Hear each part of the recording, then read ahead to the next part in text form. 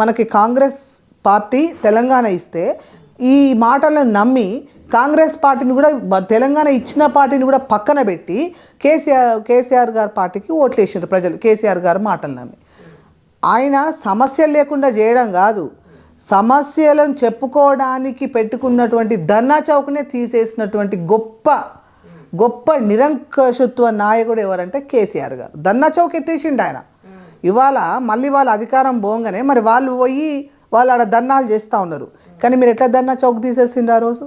ఆ రోజు ఉద్యమకాన్ని అయినటువంటి విమలక్క ఇంటిని ఇంట్లో ఉన్నటువంటి సామాన్ తెచ్చి రోడ్ల మీద పడేసిండ్రు. అదేవిధంగా తెలంగాణ జాక్ చైర్మన్ అయినటువంటి కోదండరామ్ని పొద్దున 4 గంటలకి ఆయనను పోలీస్ స్టేషన్ బట్టలు జించుకొని తలుపులు బగలగొట్టుకొని తీసుకొని పోయినరు.